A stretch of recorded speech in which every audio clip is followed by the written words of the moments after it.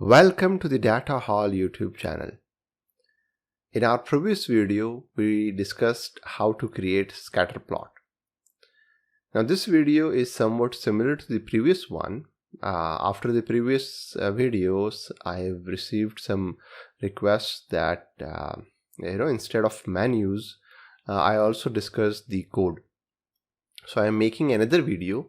It is exactly the copy of the previous one. I saved the code from the previous video, and this time I'm going to go through the code. So how do we create scatter plot and the different elements that we discussed in previous video? How do we do that using code?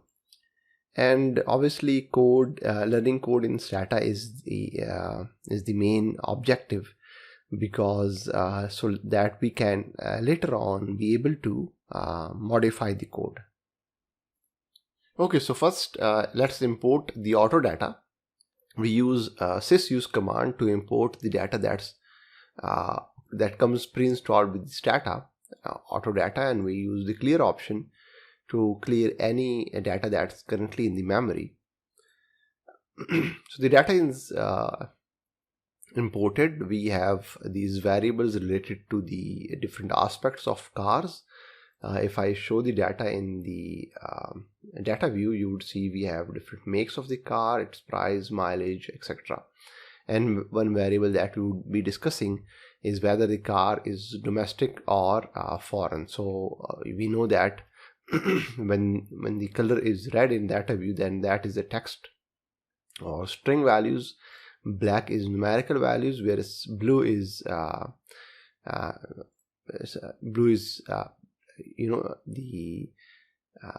the label values. So we have label in the front, so we see foreign, but at the back end we have assigned a value of 1 to foreign and assigned a value of 0 to domestic cars.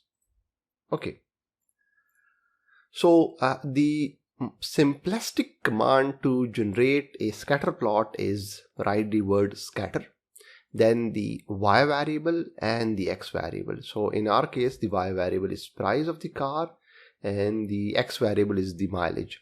So we write scatter, which is the command, y variable, x variable. We execute this command and we have our scatter plot. But this simple command is good if you just want to use the scatter plot. But if you wanted to overlay some other lines over it, let's just say you want to have a fitted line, a predicted line, or a quadratic line over these over this scattergram, then you cannot do that with the scatter command. You would have to use the two-way. And how does this two-way work is that you write the command two-way, and then within the parentheses you use your command. So in this case we are going to use again the same command, scatter price and then the mpg, and it would give us the same output, except the the method is a little different. Okay, so now what is the advantage of two-way? Let's say we want to have a fitted line to see how the relationship is between the mileage and the price. So we would use lfit, which is linear fit, and the linear fit, the y variable in the linear fit would be the price again, and the mileage would be the x variable. So what we are doing is we are writing the two-way command. Then in the parentheses we have one set of the graph, and in the second parenthesis we have another set of the graph, which is a line graph, right?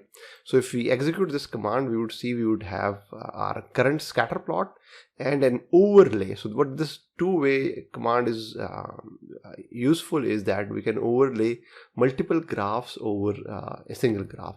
So if we also want a quadratic fit, we know that the relationship between mileage and price is not linear, it seems to be quadratic. So you would use another set of parentheses, and now we would use the q fit, which stands for quadratic fit, and again the y and the x variable.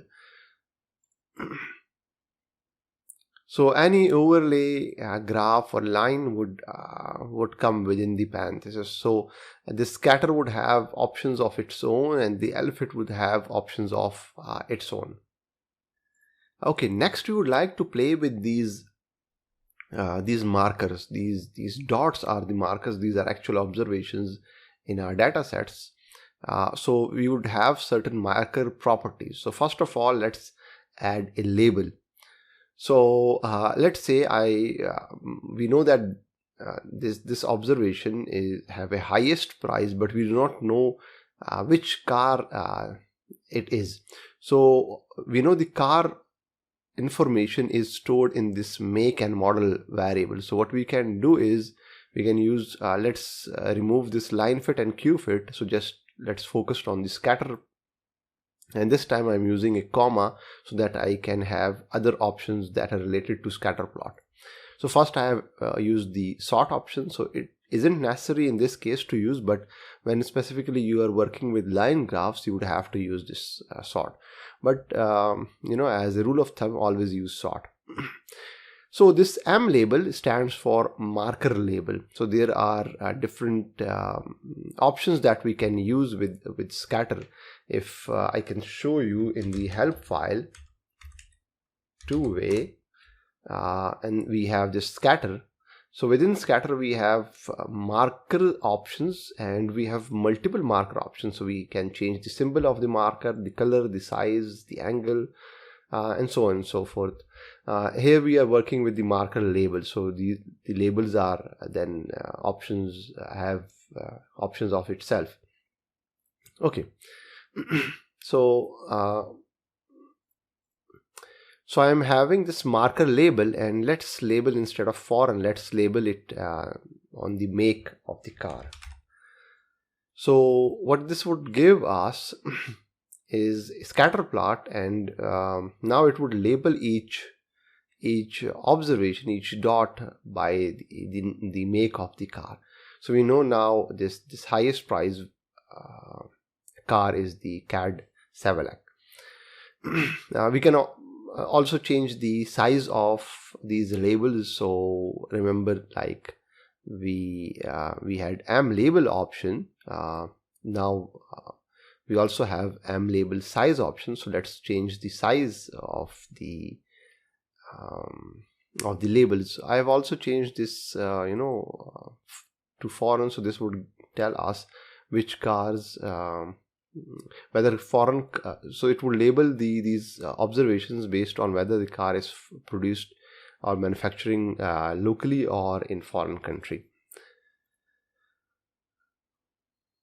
Okay, so we know that most of the expensive cars are domestic, and it seems like the cheap cars are foreign, but it's difficult to make a lot of sense of this because there are clutters. We would come back to this and we would solve this issue later on, but let's focus on one more option, which is M symbol. And what this M symbol would do, it would change the symbol of these dots. So instead of, let's say, circles, we want squares. So we would use M symbol square. Now again, we are using all these options within the parenthesis where we have scatter. So if we wanted to use the options related to the line fit, we want to increase the width of this line, then we would have to have these options within this parenthesis, this specific parenthesis, set of parentheses. But because we are working with just the scatter plots, so we would have them within the scatter plots section. So we change the marker symbol to square, and that would change it to square. We can also change the color using M color green. I can execute this, but let's just say we just discussed that these wouldn't it be nice if we had a different marker label and marker color for domestic cars and a different one for the foreign cars, so we can easily get an idea of how these different categories are presented in the graph. So we have different markers for each category, And for this we would have to use the if option. We can use in option, but in this case it would make sense to use if option. What we would do is we would have two set of scatters, right? So after the two-way command, we have this one set of parentheses where we have a scatter plot, and then we have a second set of parentheses where we have scatter plot. And the reason is the y and the x variables are same in both these cases. What we are doing is, for the foreign variable, we have a value of 0 for domestic cars. So we would have if foreign is equal to 0. So it would only show. So this scatter plot is only for those cars that are produced domestically, whereas this scatter plot is for the cars that are produced in foreign country. So whatever options, the marker color or marker symbol we have for this scatter plot would represent the foreign cars, and whatever color and marker options or symbol we have within this set of parentheses would represent the cars produced domestically. So what I have done is I have used the same the options aren't new, they are same options, but this time we are using the if function, if condition, to make two scatter different colors or different symbols. So now we see these triangles. We said if car is foreign or foreign is equal to 1, then we should have red triangles. So these triangles are foreign cars and these green squares are domestic cars. So we can see that towards the left end of the graph, mainly we have domestic cars, whereas towards the right end, the lowest price cars are mainly foreign cars. We can also play with the title. Let's simplify this graph because too many options would make it difficult for you to understand them. So once we have understood the options, I would simply remove them. It isn't because these options can be, these options cannot be used simultaneously. They can be used, but I'm doing it just for the sake of clarity, for the sake of simplicity. So let's understand titles. So we use two-way again, the simple scatter plot, we have it.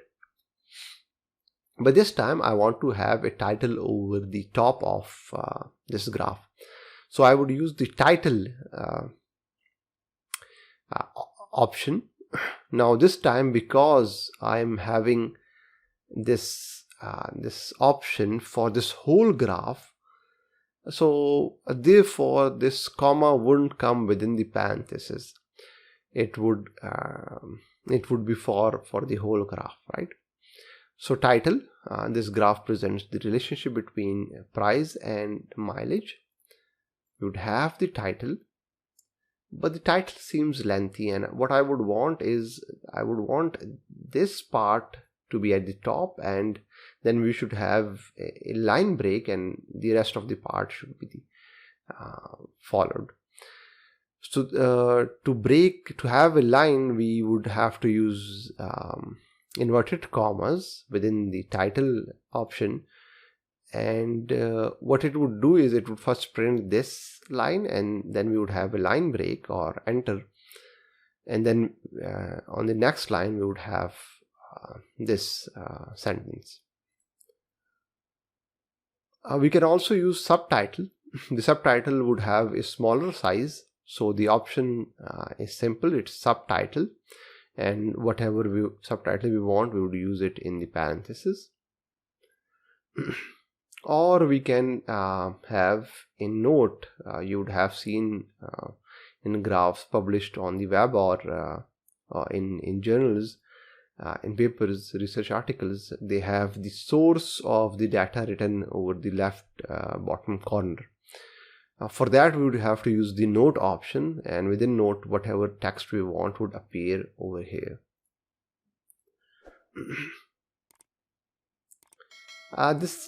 This x-axis title do not seem comprehensive to me. So we can change the x-axis title using the Xtitle option, and let's change this, and let's also change the Ytitle. Let's call it cars price over here and cars mileage over the x-axis.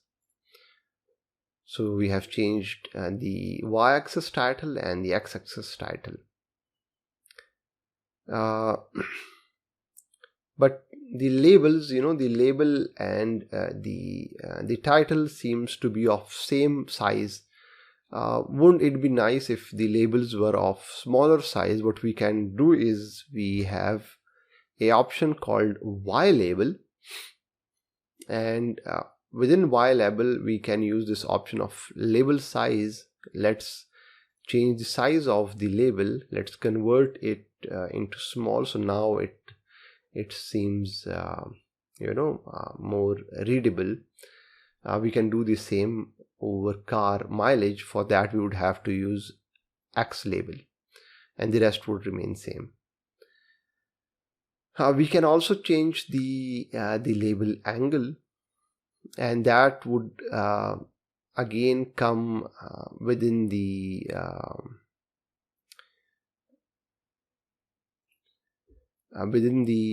Y label or X label option, depending on which label we want to change, the angle of the label we want to change.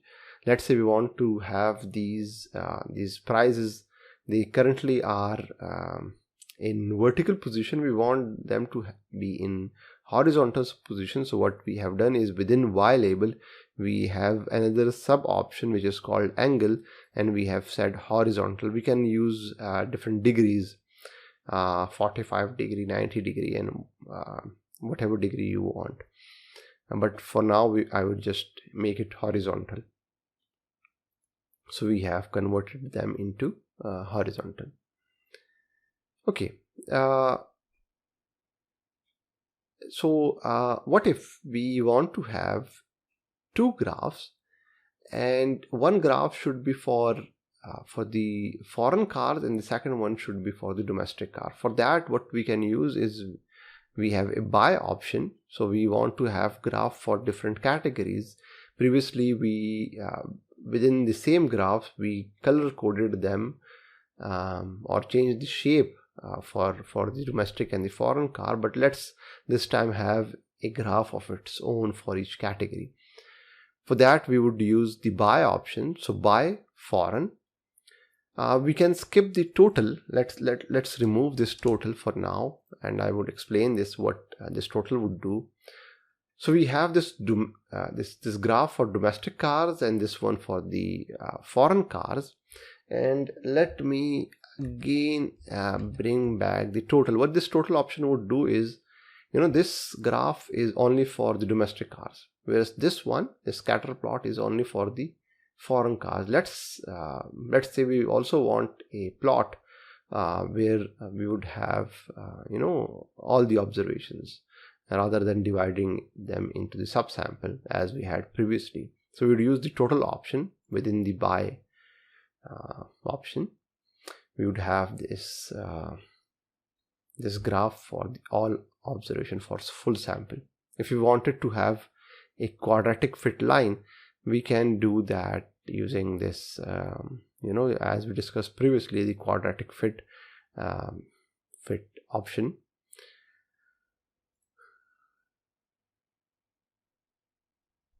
And we wouldn't have to create it for each graph separately. Rather, it would be, if we are using by option, then whatever scatter or whatever graph we are making would be made for all the categories. These labels now have become an issue. We can change the size of the label using the Y label option and decrease the size. So now this looks quite nice, and we can use them for our research article. Okay, so sometimes we have categorical data. So in this case, this mileage is a continuous variable, but let's say if it is a categorical variable and we have 5 to 6 categories in it, then there are certain issues that we might see. So let me bring in a data called auto R&D, which is somewhat similar to the current data, but we only have 3 variables. One is the make, the weight, and the mileage of the car. And what we want to do is, let's say we want to create a scatter plot of mileage over weight, and this time weight is a categorical variable and instead of a continuous variable, and we have 5 to 6 categories in it. Let me show you the categories rather. So tab, weight, and we have around 7 categories in it. So when we have these categorical variable, what would happen is that now you would see there are around 20 number of observations, 20 dots shown over here, but actually we have 74 observations. Now why we are seeing less number of observations is because they are overlaid on each other. There are multiple cars that have a weight of 3000 and have a mileage of 20. So and it do not give us a clear picture of how the relationship is. For that we can use this jitter option. We would use what this jitter would do is it would create a random noise, random dots. How many dots do we want? We would give that in parentheses,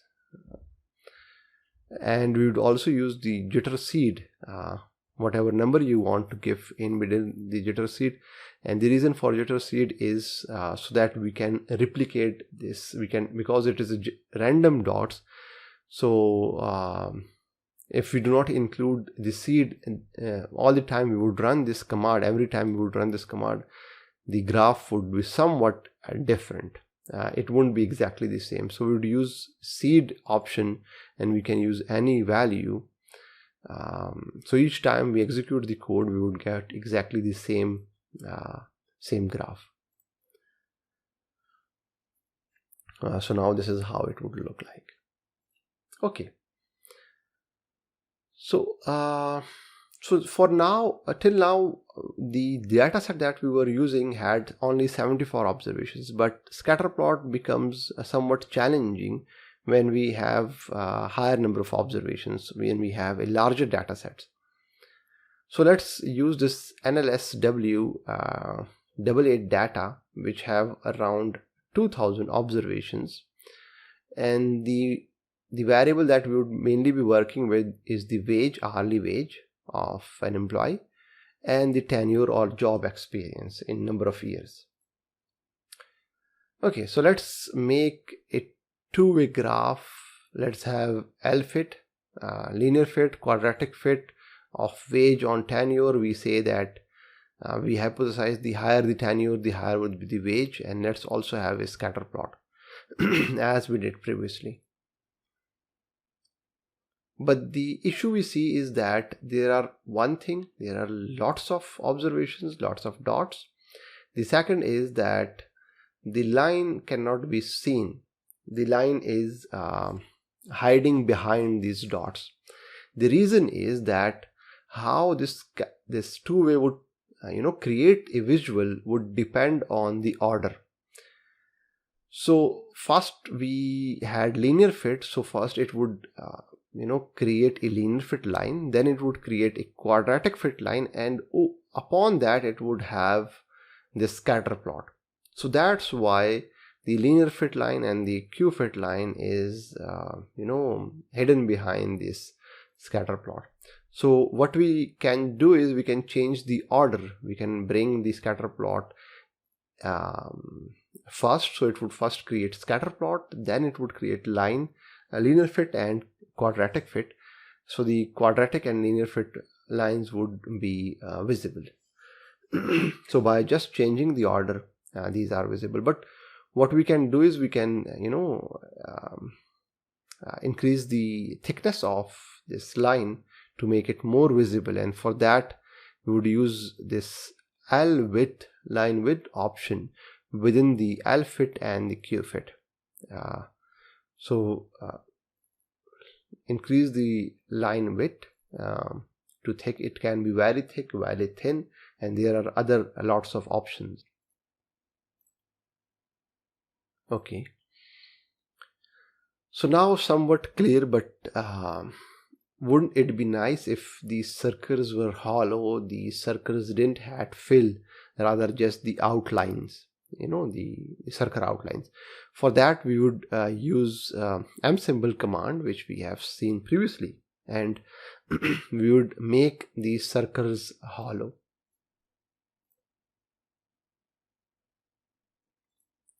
We can also change, there are other options that can change the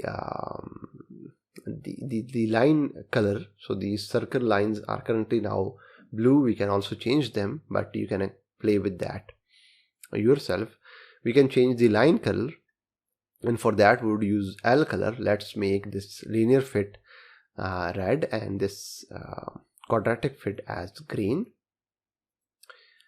Probably they would become more visible, or we can change the pattern of the line. So let's have this linear fit as a solid line, and let's change the quadratic fit and have an option of L pattern, which would change the pattern of the line. Let's have a dashed line, right? So that way it would be easy for us to distinguish between these two lines.